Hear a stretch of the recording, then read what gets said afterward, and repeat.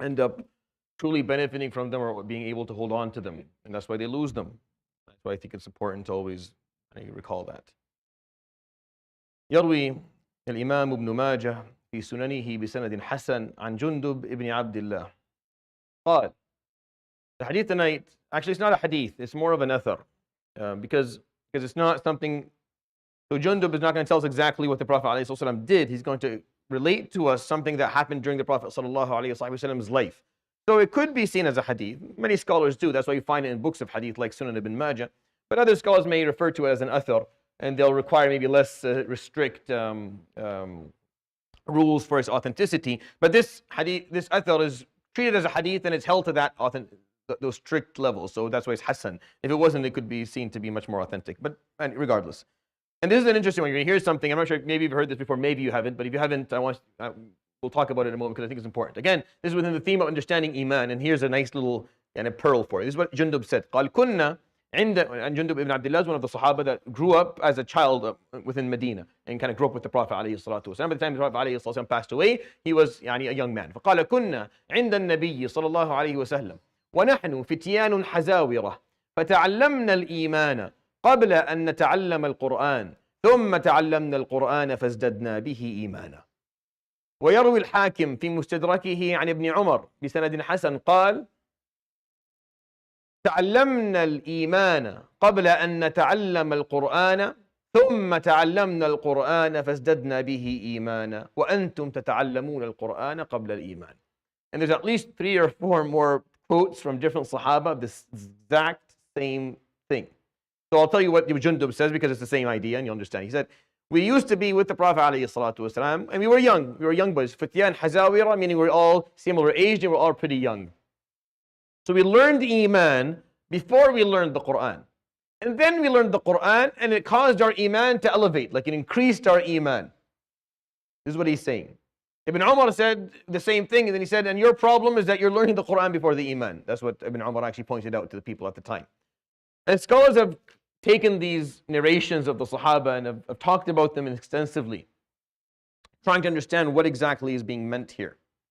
And wallahu a'lam, this is my understanding of these narrations. I don't think the idea here is to discourage kids to memorize the Book of Allah, and especially when memorization is most appropriate when you're young. It's hard to memorize when you're older.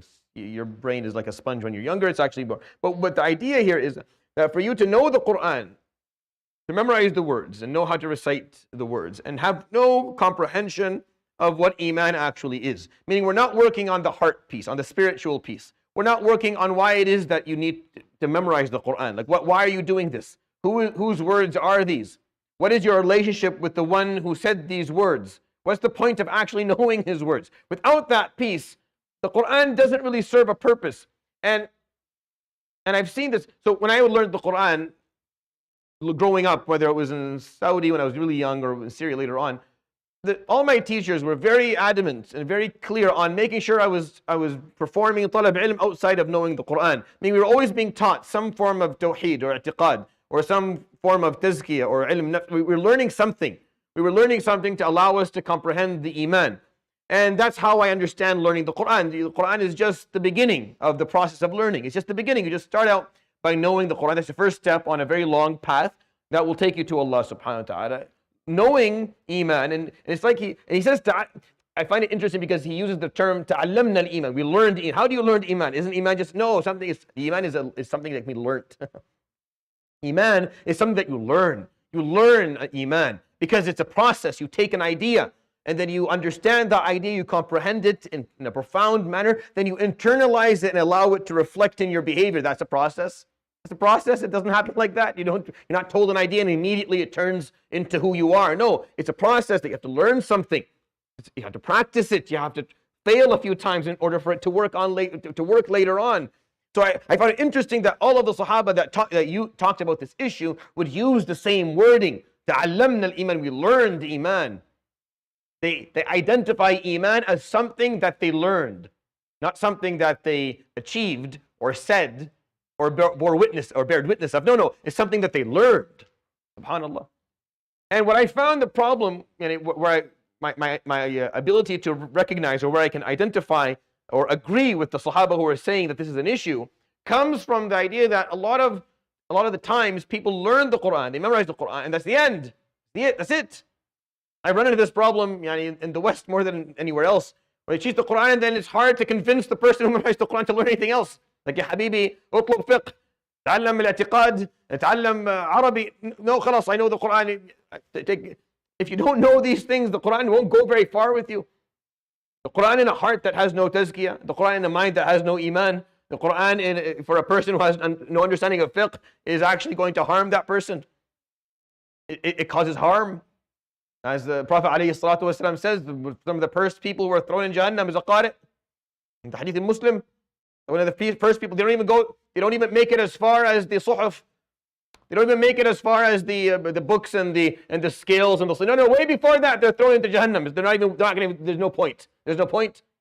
Because you take something so precious, so valuable, so beautiful, so profound, so pure, and then you don't know how to deal with it.